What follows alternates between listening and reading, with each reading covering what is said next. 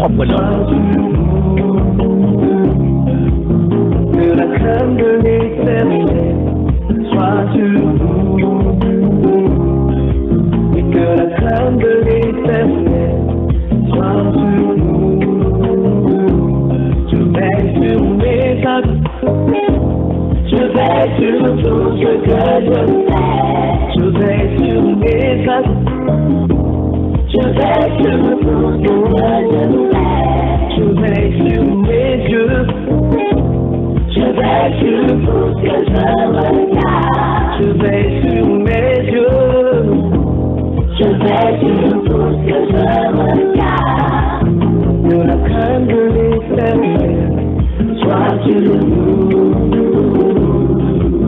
que la crème de l'éternel soit sur nous, que la crème de Dieu, que la crème de l'éternel soit sur nous.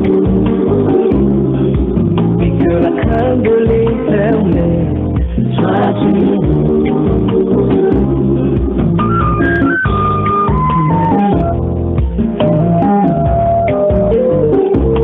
Je vais sur mon cœur, je vais sur mes motivations, je vais sur mon cœur, je vais sur mes motivations, car il y a chez l'éternel.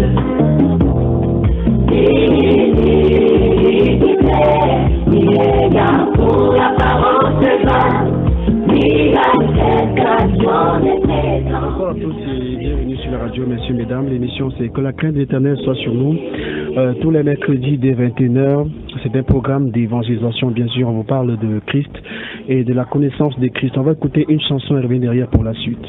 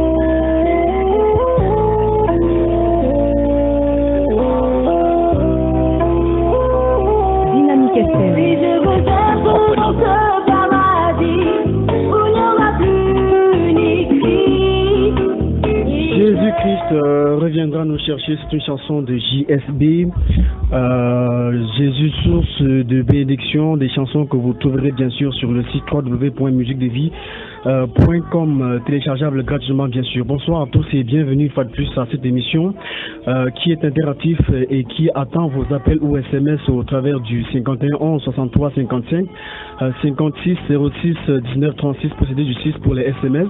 Et les 91 60 02 84 71 34 54 14 précédé aussi du 6 pour les appels directs. Ce soir, on est encore avec l'évangile des Libertins pour essayer d'entrer en profondeur dans la repentance. Puis il s'agit cette fois-ci de la repentance des œuvres desquelles doivent se repentir les faux serviteurs. Bonsoir Élie Bertrand. Bonsoir Billy, bonsoir à tous les auditeurs de Dynamique FM et particulièrement de cette émission et à tous les fidèles sœurs et frères qui ont décidé de suivre la voie de la vérité et qui ont décidé comme ça de ne point se compromettre et de suivre la parole de Dieu selon ses commandements.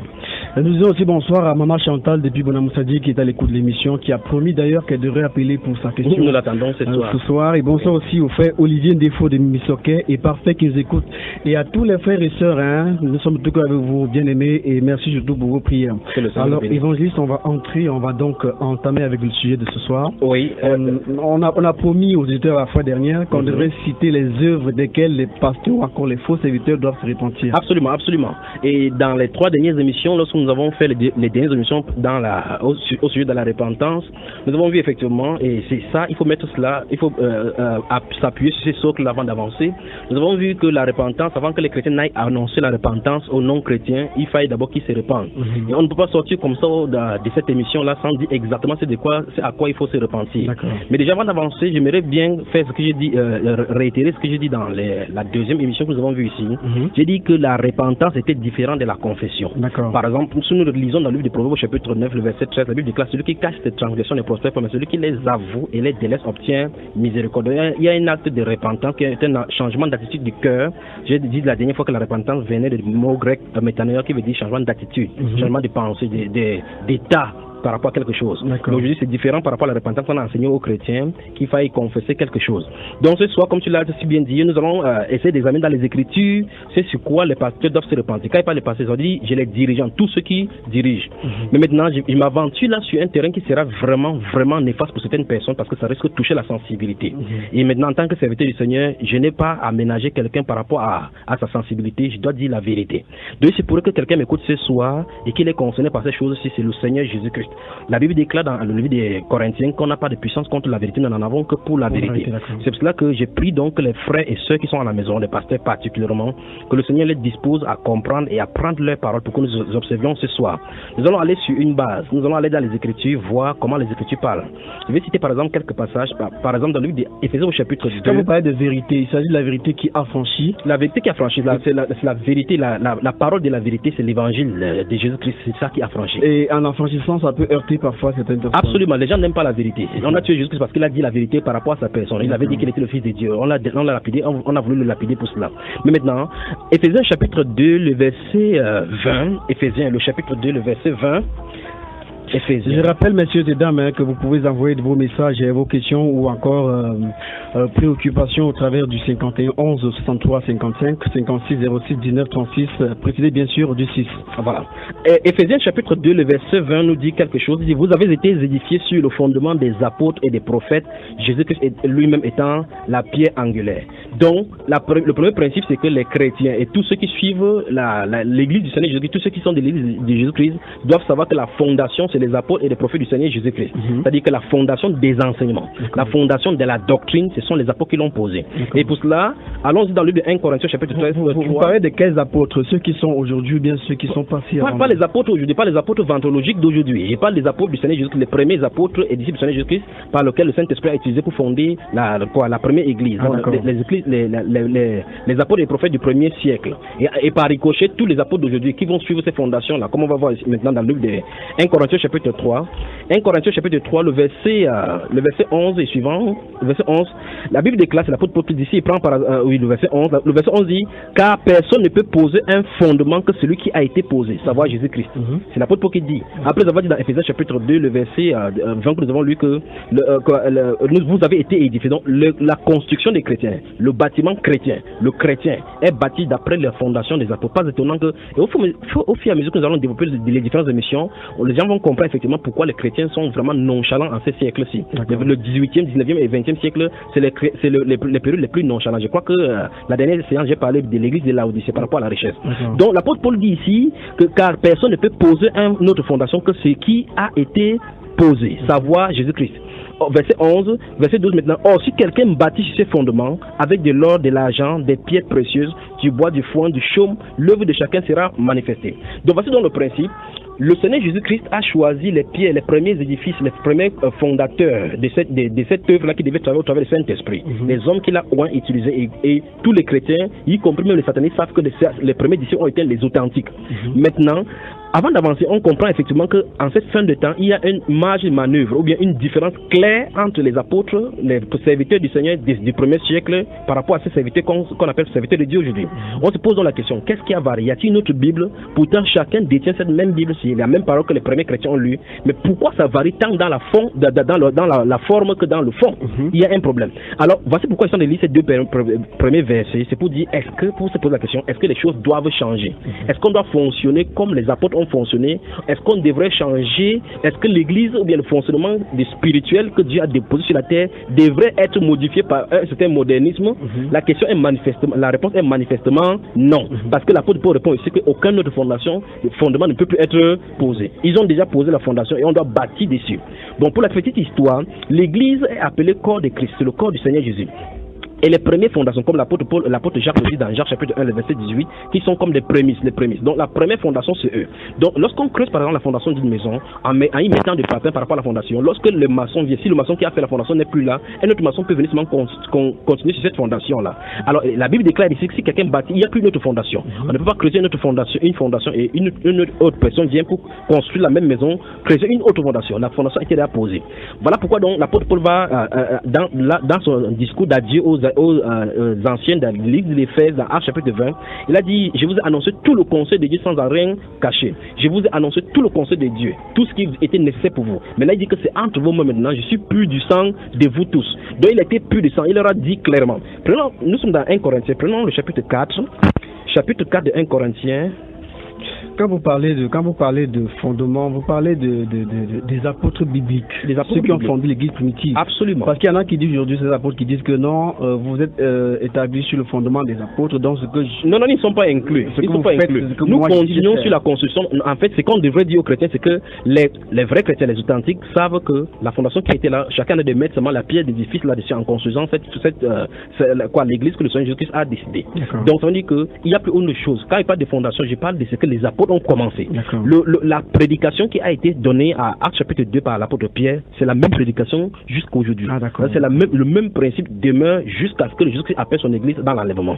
Donc le verset 17 du chapitre 4 de 1 Corinthiens dit, pour cela, je vous ai envoyé Timothée, qui est mon enfant bien-aimé et fidèle dans le Seigneur. Il vous rappellera quelles sont mes voies en Christ, quelle est ma manière dont j'enseigne partout dans toutes les églises. Donc nous voyons effectivement que l'apôtre Paul, Timothée, Sylvain, dans un Thessaloniciens va dire que ce soit eux, que ce soit moi, c'est la même chose que nous enseignons. L'apôtre Pierre va dire dans 2 Pierre chapitre 3 que c'est la même chose, ce que je vous écris là. C'est la même chose que le frère Paul parle dans ses lettres dans lesquelles il y a des points difficiles à comprendre, non plusieurs personnes dans le sens. C'est pour dire quoi? Dès le départ, la naissance de l'église, les apôtres avaient été harmoniquement dirigés par le Saint-Esprit. De telle sorte que aucune personne ne contredisait l'autre. Alors quel est le problème? Ça veut dire que la pensée humaine et diabolique sont entrées dans la chose de Dieu. Et maintenant, on est manifestement en train de suivre comme ça les traditions des hommes, établies des hommes, au lieu de Dieu. Je crois que lorsque nous annoncions ce thème-ci, nous avons vu effectivement qu'après avoir parlé des choses dont on se repentit, on va parler aussi de la fondation de l'église. Donc, lorsqu'on va toucher dans la fondation de l'église, on n'oblige pas de l'âge, parce que la fondation, c'est effectivement cet édifice dont nous sommes en train de parler. Nous allons voir d'où les dérives sont venues et on va découvrir ensemble dire comment il faut remédier. Parce que non seulement il faut dénoncer, il faut également dire comment il faut faire pour se relever. Donc il faut présenter l'architecture de l'Église. Exactement. Lorsqu'on va présenter l'architecture de l'Église, ça sera maintenant entre les mains de tous ceux qui s'appellent serviteurs de Dieu, tous ceux qui s'appellent chrétiens, de comprendre leurs responsabilités quant à l'appel du Seigneur de retourner à la chose. Mais maintenant, avant d'avancer, nous pouvons voir effectivement dans le temps de l'Église d'Israël que chaque fois, quand Israël a quitté la voie, Dieu suscite toujours les hommes pour les faire revenir à la voie. Dieu ne continue pas avec la voie là où ils ont quitté. Il va les faire revenir là où ils ont chuté pour continuer comme Dieu avait dit. Par exemple, sous Joseph, on va voir effectivement comment plusieurs années s'étaient passées, la loi avait été bafouée, Dieu a emmené en captivité, frappé les malédictions, le peuple. Quand Joseph était là, quand on réparait le temple, on a trouvé le rouleau. Ils ont vu effectivement dans le rouleau que des choses avaient été écrites, non pas ils ont désobéi. C'est pour ça que Dieu leur avait infligé de ces choses. Joseph a déchiré ses vêtements en disant que non, c'est à cause de ces choses-là que ça est arrivé et il a fait la réparation comme Moïse l'avait ordonné. Donc quand Dieu dit quelque chose, que ce soit 1000 ans, 10 000 ans, on va y revenir parce que sa parole, aucune parole ne tombe à terre sans ça s'accomplir. Amen. Donc la première chose dont l'Église doit se repentir. Quand il parle de l'Église maintenant, je vais parler particulièrement des pasteurs parce qu'il avait dit que les premières personnes à annoncer la repentance, c'est donc les pasteurs qui sortent, qui disent aux gens de descendre dans les rues, aller amener les hommes dans l'Église, comme il dit. On va voir toute cette terminologie.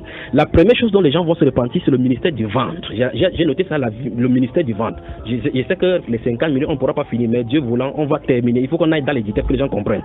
C'est quoi le ministère du ventre? Le ministère du ventre, c'est ce que j'ai intitulé le ministère du ventre. C'est que dans la Bible, nous voyons effectivement que les apôtres prêchaient Jésus-Christ et Jésus-Christ crucifié. Si nous lisons par exemple le livre de Romains au chapitre 1, le verset 17, il dit que je n'ai pas honte de la croix de Christ car c'est la puissance de Dieu pour le salut de quiconque croit. Donc on voit effectivement que l'apôtre Paul prêchait la croix. Les autres prêchaient la croix, c'est Jésus-Christ et Jésus-Christ seul et son royaume qu'on annonçait. Maintenant aujourd'hui il y a un ministère de vente dont on peut voir les séquelles dans la Bible. Si nous ouvrons par exemple le livre de Philippiens au chapitre 3, le verset 17, que j'invite les frères à lire, Philippiens au chapitre 3, donc on a vu ces séquelles là déjà.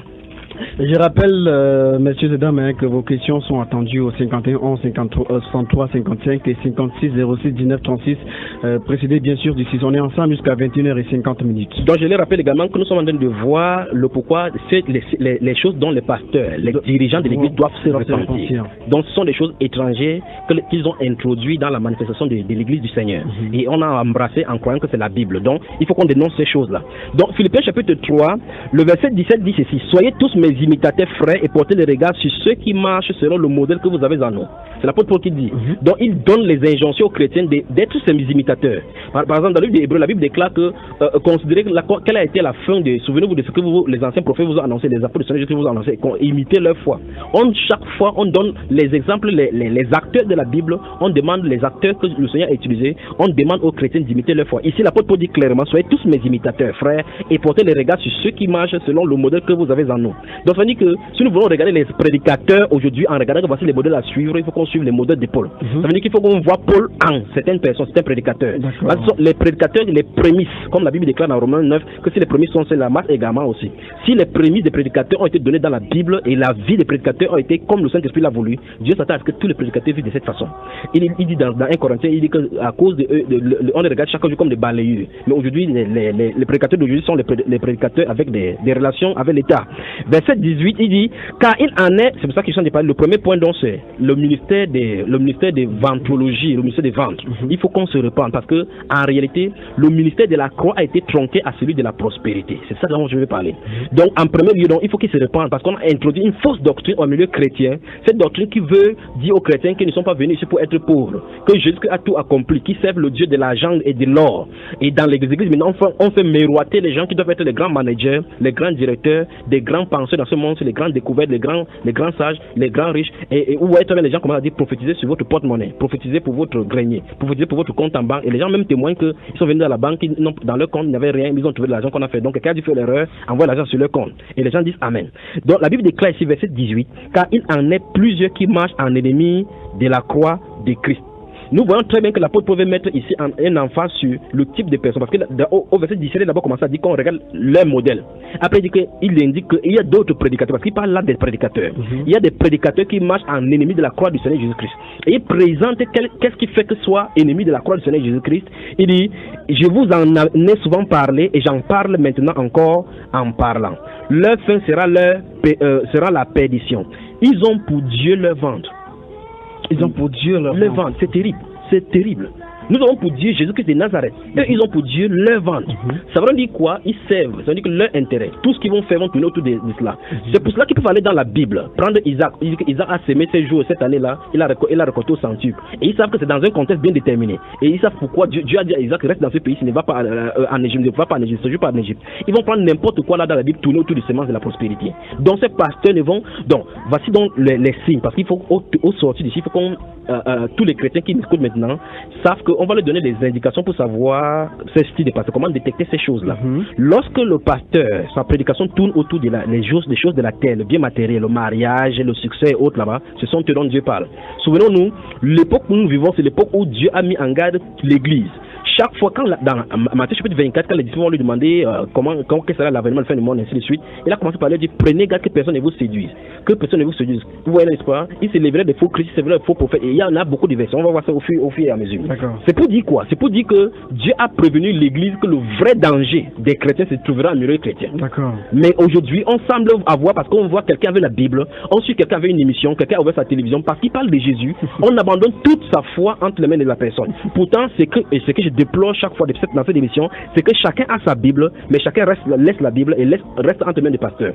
Conséquent, quand le pasteur veut dire n'importe quoi, il va vous dire faites ce que je dis, faites pas ce que je fais, alors que la Bible déclare qu'ils doivent être le modèle. Parce que l'apôtre Paul dit au verset 18-17 qu'on ait le regard sur ceux qu'on porte les regards sur ceux qui marchent d'après son modèle. On a un auditeur au bout du fil. Allô, bonsoir. Allô? Oui, bonsoir. Oui, bonsoir. Oui, comment est-ce qu'on vous appelle? Vous appelez d'où? C'est Chantal, j'appelle depuis Bonamoussadi. Ah d'accord, on vous écoute, maman Chantal de Bonamoussadi. Bonsoir. Oui, je reviens sur ma question de la semaine dernière. D'accord, on vous écoute. Oui, je parle. Vous êtes homme de Dieu, vous êtes mieux placé pour mieux m'expliquer parce que je n'arrive pas à comprendre. Oui, je parle du baptême. Moi, je suis chrétienne catholique. Moi, je sais que le baptême, c'est comme un passeport. Ça veut dire que tu ne peux pas recevoir le sacrement, la première communion ou la confirmation sans avoir le baptême. Maintenant, un chrétien catholique qui est baptisé, il va chez le pasteur, il lui dit, je suis baptisé, donnez-moi le sacrement, la communion et la première communion et la confirmation. C'est ça qu'il lui demande la partie de baptême. Et je fais appel à un ancien de l'église, je lui demande, mais c'est comme ça que ça se passe chez vous. Il se présente, il dit, je suis baptisé, on te donne le sacrement. Il me dit, il suppose que le chrétien est baptisé. C'est là où je lui dis non, le texte n'est pas comme ça. Il faut que tu lui présentes la partie de baptême avant qu'il te donne le sacrement. Donc c'est pour ça, je voudrais que vous l'expliquiez mieux. Donc, quelle est votre préoccupation plus précisément? Je crois qu'elle voulait savoir si c'est normal, si d'après la Bible. Ah d'accord, allez-y. C'est ça bien, maman, si nous avons compris? Oui, est-ce que c'est normal que tu vas chez le pasteur, ok, maman. Il dit je suis baptisé, quand tu peux lui montrer la carte de baptême, il te donne le sacrement. Ok. Je veux savoir. Ok, maman, c'est que le Seigneur te bénisse vraiment, et je crois que tu aimes le Seigneur, que tu aimes la vérité. Donc nous sommes là pour dire la vérité. D'accord, maman? Allô? Oui, allô? Je raconte, je suis dans ce radio. Oui. D'accord. Merci vraiment pour cette question. Je crois que ce serait mieux que nous entrions dans cette question, nous puissions avoir sa question avant d'avancer. D'accord, on va sortir. Donc nous avons maintenant bien saisi. Vous voyez, chaque fois qu'on envoie les SMS, la pensée derrière les SMS, on ne peut pas toujours cerner.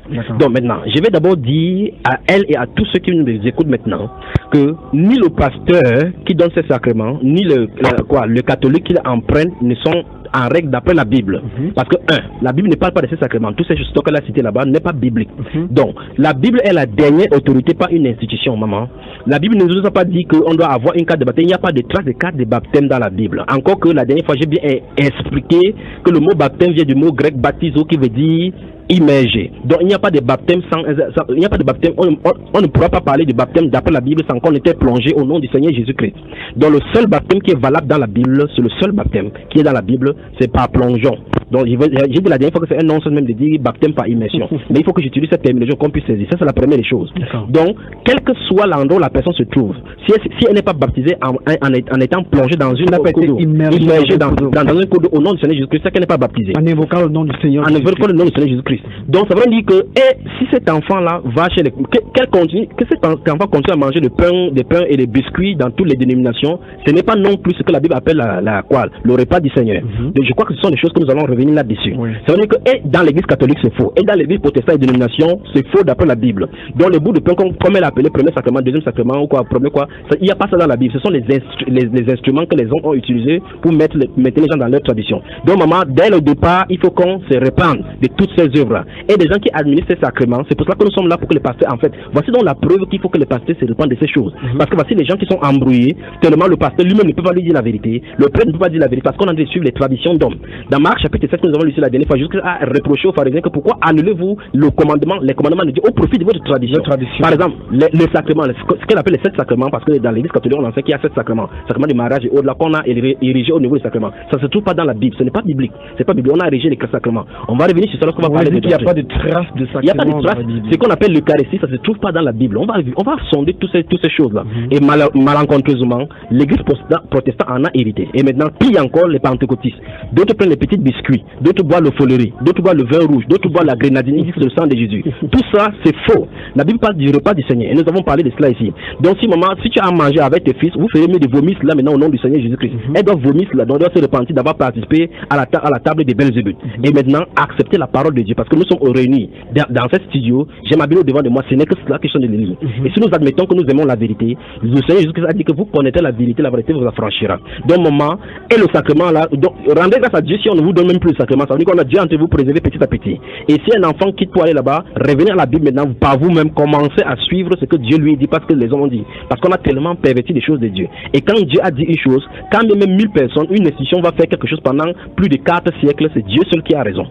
Amen. Donc, ce qu'elle doit retenir, en fait, c'est qu'elle doit arrêter tout, laisser repentir tout simplement. Et chercher à recevoir le véritable baptême biblique, tout simplement. Je crois que maman Chantal a été satisfaite. Oui. Et je rappelle à ce sujet qu'il y a des enseignements qui sont disponibles pour expliquer davantage toutes ces...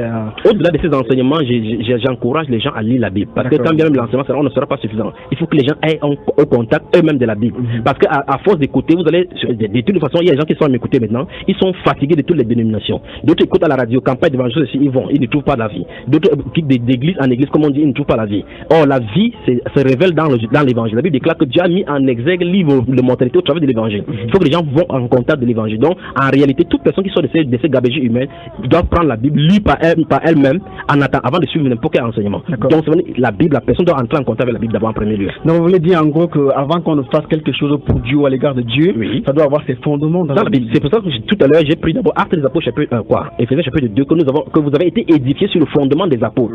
Les fondements des apôtres sont vraiment donnés, c'est les enseignements que les apôtres ont donnés. Donc, on s'est tellement éloigné au fur et à mesure, et on va voir lorsqu'on va toucher le cas des dénominations, la naissance, la gestation, en 100, 200, avec Jean Chrysostome, Tertullien, Ignace d'Antioche, Cyprien de Carthage, Irénée, et ainsi de suite. On va glisser là-dedans pour voir effectivement que beaucoup de doctrines qu'on enseigne aujourd'hui sont sorties depuis la 2e siècle avant la gestation de l'Église catholique en 600. Donc, oui. On revient alors maintenant sur le sujet de ce soir. Voilà, l'apôtre Paul était en train de nous avertir ici, d'abord que, on avait 2 choses à faire. Qu'on devrait porter le regard vers ceux qui marchent d'après le modèle qu'on a vu en eux. Donc, ça veut dire que toute personne doit regarder un prédicateur aujourd'hui à la manière de Paul. C'est-à-dire que est-ce que cette personne-ci marche comme Paul a marché et les autres apôtres. Donc c'est ce qu'il dit. Après il explique le pourquoi il en est des 10. Il a dit car il en est plusieurs qui marchent en ennemi de la croix du Seigneur Jésus. Donc il explique donc qu'il y a des prédicateurs qui ne marchent pas. Donc ils prêchent Jésus avec la bouche là, mais ce n'est pas de Jésus dont il parle. Parce qu'il réunit par leur œuvre. Au verset 19 de Philippiens chapitre 3, il dit leur fin sera la perdition. Donc malgré qu'ils sont en train d'annoncer Jésus, ils sont en train de prêcher cet évangile là, l'évangile de la gloire, l'évangile de la victoire, l'évangile de venir, on règne maintenant, nous régnons sur la terre, nous sommes les grands de ce monde. La Bible déclare dans verset 19, leur fin sera la perdition. Ils ont pour Dieu leur ventre. C'est pour ça qu'il dit que la première chose dont les pasteurs, quel qu'en soit l'endroit où ils m'écoutent dans le monde entier, doivent se repentir, c'est le ministère des ventes. Ils ont tronqué l'évangile de Christ en l'évangile de bénédiction. Ils ont tronqué l'évangile de Christ en l'évangile de prospérité. L'évangile de prospérité. Et c'est pour cela que j'ai du mal au cœur lorsque je vois des pasteurs se vanter d'avoir des partenaires en Amérique et au Nigeria. C'est les sources. Donc la base secrète, c'est au Nigeria. La base des relais, c'est au Nigeria. C'est pour ça que vous allez voir les pasteurs ouvrir leur dénomination, courir aller au Nigeria, aller appeler les pasteurs qui vont prêcher pour raise, on dit en anglais raise fund. C'est comme on dit que les plus riches au Nigeria sont les pasteurs. Absolument, absolument. Effectivement, il y a des gens avec des cartes jets privées et pendant ce temps, les gens sont en train de souffrir dans le monde entier. Et les gens, et curieusement, les chrétiens ne font que prendre pour donner parce qu'on leur a enseigné qu'il faut donner pour être béni. Et bien, on a une interpellation ici qui dit qu'on peut lire sans rien comprendre.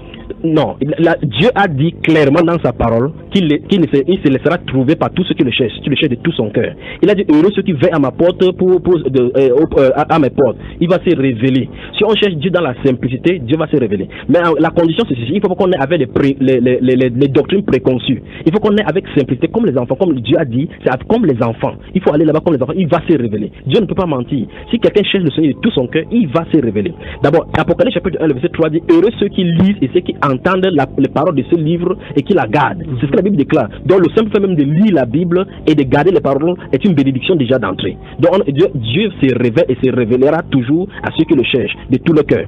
Donc je t'en ai dit ici au verset 19 de Philippiens chapitre 3 que c'est l'apôtre Paul qui parle. Il dit leur fin. Quand il parle de leur fin, c'est les prédicateurs du ventre. Leur fin sera la perdition. Ils ont pour Dieu le ventre. Donc leur ministère c'est le ministère du ventre. C'est pour ça que la première chose dont ils vont se repentir c'est le ministère du ventre. Donc tous les pasteurs, il y a les ventes des mouchoirs, vente d'huile d'onction, vente d'eau aujourd'hui, vente des images des pasteurs, vente des bracelets, toutes ces choses-là, c'est étranger au Nouveau Testament. Parce que la Bible déclare dans Matthieu chapitre 10, verset 8, vous avez reçu gratuitement, donné gratuitement. On a réduit Dieu maintenant au matériel. Par conséquent, vous allez voir, les gens vont aller prendre le sel béni, ainsi de suite, pour vous ça à la maison, sous le commerce. C'est exactement la sorcellerie à l'état christianistique. Donc, ici il dit, ils mettent leur gloire dans ce qui fait leur honte. Ils ne pensent qu'aux choses de la terre. On a beaucoup de choses à dire, mais l'apôtre Paul nous donne les indications. L'apôtre Pierre va en donner dans 2 Pierre chapitre 2. On a beaucoup d'indications ici par rapport au ministère de ces personnes. L'apôtre Paul dit 1. Regardez-nous et ceux qui marchent d'après notre modèle. 2. Vous devez faire attention à ceux qui prêchent des choses du ventre. Ceux-là prêchent pour avoir de l'argent pour manger dans leur famille, dans leur ventre. 3. Leur fin sera la perdition. Donc si vous les suivez, vous allez avec eux, parce que Jésus avait dit qu'un aveugle petit conduit un aveugle, ils vont tomber dans le même trou. Ici, il dit dedans maintenant, ils ne pensent qu'aux choses de la terre. La Bible appelle dans Ecclésiaste toutes ces choses-là les vanités. Et l'apôtre Paul va réitérer encore dans Colossiens chapitre 3, verset 1 et suivant, que si vous êtes de ressuscité avec Christ, cherchez des choses d'en haut. C'est quand même curieux. Dieu dit recherchez les choses d'en haut, les gens cherchent le mariage. Recherchez les choses d'en haut, on cherche le voyage en Amérique. Recherchez les choses d'en haut, on cherche la victoire par rapport au football, ainsi de suite, les carrières. Dieu dit, ayez les regards fixés en haut. Affectionnez vos choses d'en haut. Les gens poussent les gens dans la vanité. L'apôtre Paul va utiliser le terme, ils ont les discours enflés d'orgueil de vanité, enflés de vanité. Ça veut dire que les choses de vanité, ce sont les choses que Salomon a notées dans Ecclésiaste. Il a noté tout ce qui est sous le soleil, tout ce qui est sous le soleil n'est que vanité et poursuite des vents. C'est pour cela que Jésus est venu nous donner un souffle de l'esprit afin que nous regardions au-delà du soleil. C'est-à-dire que là où il est assis à la droite de la majesté divine. Donc l'apôtre Paul nous montre deux injonctions aussi par rapport à ces personnes, les caractéristiques. Il dit que ces personnes-là, leur prédication va tourner autour du ventre. La deuxième chose qu'il a dit, c'est qu'il parle des choses de la terre. Toute personne qui m'écoute maintenant, si vous vous trouvez dans un milieu où le pasteur, l'essentiel de sa prédication, c'est Dieu va te bénir, il prend la gloire de Dieu sur toi, la richesse vient pour toi, ton heure a sonné de briller, ce sont des menteurs. Telle personne est ton mari. Telle personne est ton mari, demain c'est une autre personne, ce sont des menteurs. Il faut fuir. Donc voilà la première chose. L'évangile de prospérité doit sortir du milieu chrétien. Les pasteurs doivent s'en repentir. Toute personne. Ils peuvent citer Agé chapitre 2 verset 8. Ils peuvent citer que Jésus s'est fait pauvre pour que... On va revenir ici. Donc, lorsqu'on va toucher doctrine après doctrine, comme je suis cité là, on va parler de la doctrine de prospérité, de son évolution ici, de son début, et puis des différents ténors. J'ai parlé tout à l'heure de l'Amérique. Vous allez citer Benny Hinn, Kenneth Copeland, Kenneth Hagin, et on a transporté cela en Afrique. Et la base, Chris Oya qui les met au Nigeria, au Yédé pour ainsi de suite. Et on vend des livres chaque mois. Donc toutes ces choses-là, il faut que les gens sachent. Il faut que ça cesse en milieu chrétien. Il faut que ça cesse. Il faut qu'on arrête de tromper les chrétiens. Donc ça c'est la deuxième, c'est la première chose qu'on doit se repentir. La deuxième chose qu'on doit se repentir, c'est les fausses visions. Les fausses visions. Donc dans les dénominations, vous allez voir effectivement, comme vous avez cité tout à l'heure, les visions sur le mariage. D'abord, la première fausse vision, c'est la vision par rapport au ministère. Vous allez entendre quelqu'un dire que je suis le porteur de vision. Dieu m'a donné la vision de bâtir un temple de 30 000 hommes. Dieu m'a dit que d'ici telle année, il y aura 500 000 personnes dans notre association. Dieu m'a dit que mon ministère, c'est le ministère qui va aller dans le monde entier. C'est du mensonge. C'est Iblis des musulmans. C'est Satan, le diable. C'est Lucifer, l'agent secret qui infuse cette vision dans le deuxième ciel pour le faire réaliser l'empire babylonien sur la terre comme il a insufflé en Nimrod. Donc les fausses visions doivent se repentir. Vous allez voir comment beaucoup de maisons, beaucoup de foyers ont été disloqués à cause de ces fausses visions en milieu chrétien. Et personne n'ose contrôler si ça vient de Dieu ou pas. Je vois quelqu'un ici, c'est le langage. Je vois quelqu'un ici, Dieu me dit que quelqu'un ici a des problèmes et que je t'ai fait un pas de foi, même s'il faut prêter de l'argent, et les gens vont s'endetter pour venir donner 3 millions. Ils sortent comme ça du Nigeria, ils sortent comme ça de l'Afrique de l'Ouest, ils viennent avec le talisman pour infuser. Les gens donnent de l'argent. J'ai eu le cas d'une femme qui rentrait parce qu'on lui a donné, ici à Ndokoti, on a demandé qu'elle devait avoir l'enfant, et elle a donné tout ce qu'elle avait semé. Elle commençait à dire qu'elle désormais n'est plus chrétienne à cause de ces choses, parce qu'on lui a fait la fausse promesse que avec les choses qu'elle va s'aimer, elle va avoir l'enfant. Comme si Dieu était sémoné. Dieu cache l'enfant là pour que tu le payes, pour qu'il donne l'enfant. Donc c'est terrible. Les institutions jettent des enfants au ouest chaque jour. Les parents jettent des enfants au ouest chaque jour. Tout simplement pourquoi? Parce que la foi n'est pas ancrée dans la parole de la foi. Parce que nous vivons pas à la foi et non pas à la vue. Les gens veulent les manifestations miracles. Et quand ils veulent les miracles, Satan va les tromper. Donc deuxième chose, fausse vision.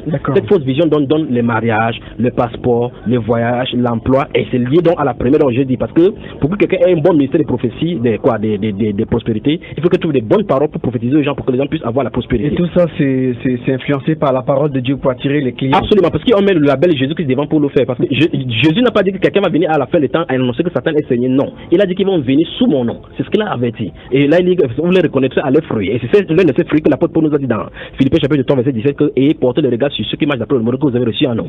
Évangile, je pense qu'on va devoir abréger un petit peu pour conserver pour la semaine prochaine, parce qu'il y a une série de questions auxquelles il faudrait que vous apportiez des réponses. Oui. Je pense qu'il y en a tellement, une série d'œuvres desquelles les absolument, au moins 16. On pourra citer 16. Ce n'est pas exhaustif parce qu'au fur et à mesure, je crois que le Seigneur va nous éclairer au fur et à mesure. Parce qu'en fait, s'il faut citer doctrine après doctrine, c'est que toute la vie qu'on va rester jusqu'à ce que le Seigneur qui vient ne finirait pas. Donc on va seulement éclairer les lanternes comme ça, les gens les uns les autres, pour que chacun se met à la recherche de la vérité. D'accord, donc on n'a plus que 14 minutes à passer ensemble dans ce studio et on a une série de questions. D'abord du frère Olivier Défaut de Missoquet qui nous a fait parvenir. Oui. Première question, le chrétien peut-il se tromper au sujet de la repentance? Absolument. Puisque nous sommes ici, nous sommes de parler, si les pasteurs, les dirigeants eux-mêmes se sont déjà trompés, voici le cas, nous sommes en train de parler des pasteurs qui doivent se repentir. Les pasteurs sont partie intégrante du corps des chrétiens. Et on va y parler, pendant qu'on va parler de la éducation clégé laïque. Il pose la question, les chrétiens peuvent-ils se tromper? Ils se trompent, puisque nous sommes là maintenant. Voici les pasteurs que nous sommes obligés d'appeler à la repentance, parce que c'est effectivement la fausseté qui ont été dans le départ. Donc les chrétiens peuvent se tromper. Deuxième question, pourquoi dites-vous que l'on ne force pas Jésus-Christ? Expliquez-nous.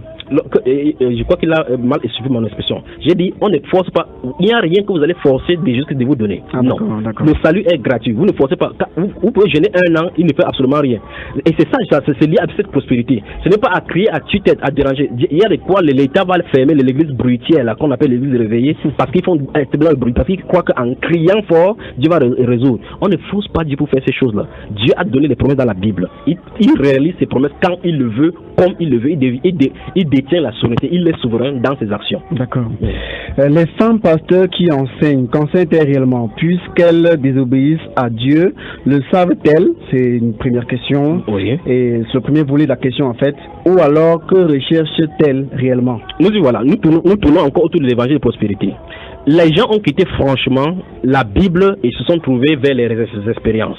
Quand vous allez parler à quelqu'un, que la Bible dit ceci, on va dire que mais tu penses que Dieu va la laisser aller en enfer. Dieu ne règle pas ces choses selon notre modèle, selon notre standard, selon le standard de sa parole. Comme il a si bien dit, le fait qu'il dit que les femmes pasteurs qui enseignent, ça montre qu'il y a des problèmes. Pourquoi on ne dit pas pastrice ou bien pasteuse? On dit femme pasteur, pourtant on dit librement pasteur à un homme. Pourquoi on ne dit pas homme pasteur? Parce que c'est normal, c'est naturel que c'est l'homme qui est appelé pasteur. Donc le seul fait qu'il dit femme pasteur montre déjà que bibliquement il y a un problème. Donc si quelqu'un m'écoute maintenant et que c'est l'un des points qu'on va en parler, quelqu'un m'écoute maintenant et qui a sa femme qui est pasteur, qu'il sache qu'il a de servir Belzébuth. D'accord. Satan lui a infligé cette ministère. Quand bien elle va prophétiser, les rastas, on va toucher rouge à lèvres avec les pantalons, les faux ongles comme elle touche là. On va toucher tout cela. Donc ce qu'il veut dire c'est ceci. Beaucoup aiment le Seigneur et ont été trompés dès le départ à cause de la fausse repentance dont la première question est liée. Parce que beaucoup de personnes sont dans un endroit, ils croient qu'ils sont là de servir Dieu. Il y a des pasteurs qui ont conduit les sœurs en disant que Dieu me dit que tu seras évangéliste. Et elles commencent à marcher dans cette vision. J'ai parlé de une fausse vision. Voilà. J'ai dit, Dieu, si c'est un grand pasteur, et certains pasteurs prennent l'engagement d'envoyer certaines sœurs à l'école biblique pour qu'elles sortent avec le titre de pasteur. Parce qu'il a une vision de construire un ministère, il va l'affecter là-bas. Ce sont les choses. Et par conséquent, elle commence à marcher d'après la vision. Pourquoi? Parce qu'elle a fait confiance à Dieu en disant que cet homme-ci est de Dieu. Or, si elle allait dans la Bible, elle devait savoir que Dieu appelle les femmes dans le silence. C'est ce que la Bible révèle. Donc, il n'y a pas de femmes pasteurs. Maintenant, il y a celles qui aiment le Seigneur en m'écoutant comme ça, va dire, ah, Seigneur, c'est ta parole. Elles vont se repentir et quitter cette place-là. Celles qui ne sont pas appelées de Dieu vont continuer à s'entêter et aller à la dérive. C'est tout simplement ça. Dans la meilleure façon, pour revenir sur les visions, sur les fausses visions, la meilleure façon de reconnaître une fausse vision, c'est de regarder si la vision avec la parole de Seigneur. Absolument. Voilà. Je peux me tenir ici maintenant du matin jusqu'au soir. Je montre à chacun des pasteurs et chacune des pasteuses ou pastrices qui m'écoutent maintenant que leur vision est fausse. La vision des réalisations de leur œuvre, des dénominations, des formations, quel que soit le nom qu'ils peuvent avoir, est fausse d'après la Bible. D'accord. L'autre question, qu'est-ce qui peut bien pousser un ancien pasteur, serviteur de Jésus-Christ, à devenir imam? Eh ben, il n'était pas serviteur de Jésus-Christ. Je prends un verset rapidement là dans le livre 1 Jean chapitre 2. 1 Jean chapitre 2, verset 18 et 19 dit quelque chose. Petits enfants, c'est la dernière heure. Et comme vous avez appris qu'un antéchrist vient, il y a maintenant plusieurs antéchrists. Par là, nous connaissons que c'est la dernière heure. Alors maintenant, s'il devient imam, je réponds à la question. S'il devient imam, ça suppose que désormais il ne croit pas que Jésus est fils de Dieu. Or, la Bible déclare clairement que qui est celui qui est l'antéchrist, sinon celui qui nie que Jésus est le fils de Dieu. Et la Bible déclare dans ce livre de 1 Jean que si quelqu'un croit que Jésus est fils de Dieu, Dieu demeure en lui. Alors maintenant, ça veut dire que est-ce que Dieu demeure en lui? Dieu ne peut pas demeurer en quelqu'un et il ne quitte pas la suite. La Bible déclare ici, verset 19, il dit ils sont sortis du milieu de nous. Tu remarques l'expression là. Il dit qu'ils sont sortis du milieu de nous, donc du milieu des chrétiens. Il dit, mais ils n'étaient pas des nôtres. Et c'est ça, ce message de la repentance, ce message du retour à l'église primitive va dégager le bulldozer, la puissance du Saint-Esprit va dégager les faux serviteurs parce que Dieu va mettre leur œuvre à nu. Il n'y a rien de caché qui doit être révélé. La puissance du Saint-Esprit, Dieu, comme il a dit que à la fin des temps là, tous vont connaître, vont aller au niveau de la connaissance du Fils en l'état d'homme fait. Ça veut dire que Dieu va accompagner la puissance du Saint-Esprit dans la révélation, illuminer les yeux du cœur comme l'apôtre Paul a prié dans Éphésiens.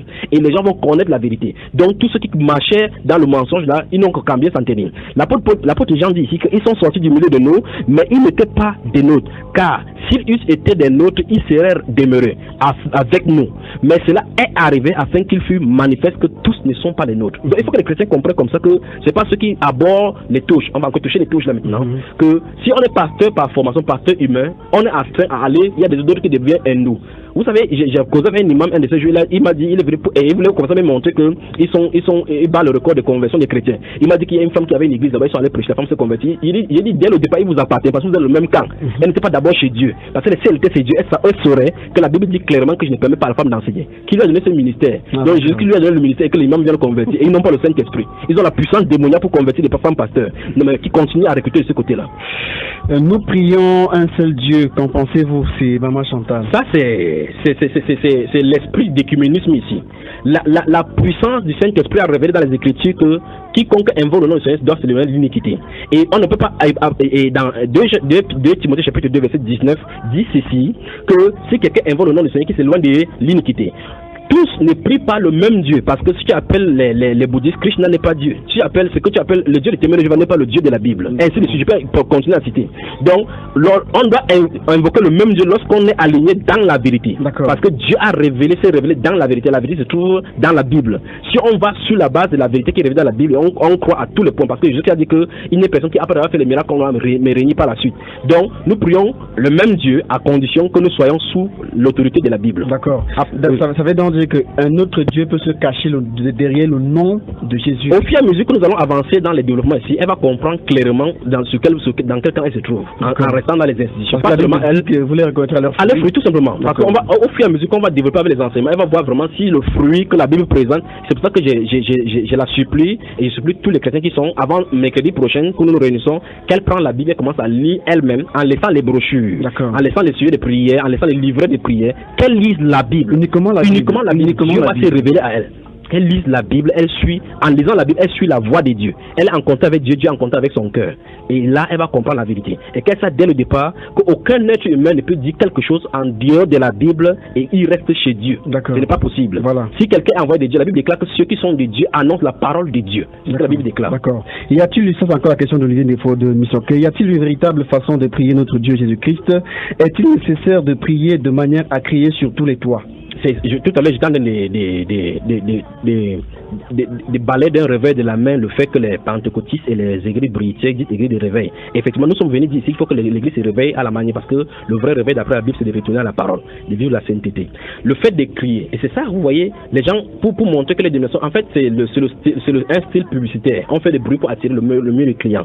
Ils dansent parce qu'on a dit qu'on ne peut pas en boîte de nuit, que sinon on parle en boîte de nuit. Ils font le boîte des jours maintenant. Et d'autres ont trouvé les astuces maintenant de faire ça en soirée pour que ça soit aussi la boîte de nuit, pour que les gens viennent là-bas sans se gêner. Ils font des bruits, ils gênent des voisins. Mais l'État va fermer parce qu'ils sont en des connivences. D'accord. Parce que la Bible déclare. Donc, on n'a pas besoin de crier. Dieu a dit, Jésus a dit dans Jean chapitre 4, le verset 20 et suivant, que l'heure vient et l'heure est à venir où les vrais adorateurs adoreront en esprit et en vérité. D'accord. Voici notre question. Cette fois-ci, c'est le frère parfait de Bonabéry qui dit: bonsoir à vous. Est-il biblique de ne pas faire le repas le jour du sabbat? C'est terrible. Voilà autant de choses. Vous voyez, voici autant de choses qui sont arrivées. En fait, pour ceux qui sont dessus, ça c'est les questions qui sont liées aux adventistes du 7e jour. D'abord, il n'y a pas un seul sabbat, parce que lorsque les gens parlent chaque fois du sabbat, ils parlent seulement du samedi comme le sabbat. Or, il y avait les sabbats annuels, il y avait les sabbats festifs, les sabbats mensuels. Donc, on va revenir sur tous ces enseignements pour leur montrer clairement que si tu veux suivre le sabbat, il va falloir aller à Jérusalem, le 49e sabbat pour la liberté. Or, on a proclamé la liberté au sein par le Saint-Esprit. Le Saint-Esprit était le signe de la vérité. La 50e, la trompette qui devait sonner. Donc, ceux qui sont sous le coup, c'est pour ça que ce n'est pas des institutions. La doctrine humaine face à la Bible. Ici, quand tu prépares le samedi, la nourriture du sabbat, en fait, de toute façon, le sabbat c'était pour les juifs. Le sabbat hebdomadaire, c'était pour les juifs. Donc, la personne qui est chrétienne n'est pas censée pratiquer le absolument, sabbat. Absolument. Il ne peut, d'abord, même s'il voudrait le pratiquer, il ne peut pas pratiquer. Voilà. Avant qu'on sorte, j'aimerais que vous nous expliquiez un petit peu quelle est la différence entre la louange et l'adoration. Voilà. Maintenant, alors, voilà autant de choses. Vous voyez, ce qu'on a enseigné aux chrétiens, c'est que la louange, c'est ce qui fait le bruit. L'adoration, c'est ce qu'on appelle dans le monde le slow. Ce qui fait que quand vous regardez, vous entrez dans les dénominations, vous entendez comment on commence à taper le batteur là avec le rasta, d'autres avec les boucles d'oreilles, d'autres avec le tatouage, d'autres avec les dents, avec la sœur avec les boucles, avec les yeux qu'elle a mis, les lentilles de contact pour contacter les frères dans la fornication. Qu'est-ce qu'ils font? On commence à taper, on tape, les gens bougent. On dit lève-toi, si tu ne danses pas, c'est que tu danses ailleurs pour dire qu'en fait ils sont de faire la compétition avec les boîtes de nuit. Lorsque ça finit, quand le pasteur lève la main, on commence à taper doucement, tom. Les gens commencent à pleurer. Oui frère, laisse, Dieu va te toucher maintenant. On appelle ça l'adoration. Je crois, mon frère Billy, que ce sera difficile de répondre à ça ici. Maintenant, on va parler de l'adoration proprement dite dans les Écritures. Pour que les gens sachent ce que Dieu appelle par adoration. Donc, le premier indice, c'est que l'adoration, c'est la vie qu'on rend à Dieu avec son cœur, de tout son cœur et pas son corps. C'est la première des choses là-bas. Je peux citer le livre de Romains au chapitre 12, verset 1, il dit que je vous exhorte donc frères à offrir vos corps comme un sacrifice vivant, parce que l'adoration, les louanges sont là pour élever le nom de notre Seigneur et amener notre cœur devant le trône pour manifester ce qu'il a, son amour pour nous et pour l'humanité. Donc, Dieu parle de la première adoration d'abord, c'est notre cœur. C'est pas les bruits. Les baves, ça veut dire que si c'est comme ça, c'est que les premiers apôtres n'adoraient pas, puisqu'ils n'avaient pas de baves ni de micros. Donc c'est vraiment les églises importées des États-Unis. Il faut qu'on balaye tout cela, on met tout cela de côté. D'accord. Voilà, Évangile, on est presque à la fin. J'aimerais que vous disiez un dernier mot avant qu'on ne parte de ce studio. Je veux dire aux chrétiens que tous ceux qui aiment la vérité, comme la Bible déclare, vont rester dans la vérité. Et je ne suis pas venu pour faire du cadeau à quelqu'un, pour donner du bonbon à quelqu'un. On est fatigué de cette doctrine de cette doctrine de bénir haricots, de Jésus qui va te bénir, Jésus qui vient, il va te donner l'enfant. Non. Je suis venu dire ici que si quelqu'un ne se répand pas, il va aller en enfer. C'est clair. Il faut montrer clairement que les plus qui sont sur la voie de l'enfer, ce sont des chrétiens. Jésus avait dit lâche et spacieux de la voie qui mène à la perdition, plusieurs y vont. Maintenant, je suis venu pour conduire des gens dans la voie qui est resserrée. Donc ça veut dire que pour que tu y marches, il faut que tu mesures bien le prix à payer pour suivre Jésus-Christ, parce que c'est pas facile. D'accord. Donc rendez-vous la semaine prochaine, on va poursuivre avec les points de repentance pour les pasteurs. D'accord. Merci à tous pour avoir été à l'écoute de l'émission et merci encore pour la semaine prochaine. Soyez tous bénis au nom de Jésus-Christ à mercredi prochain, 21h.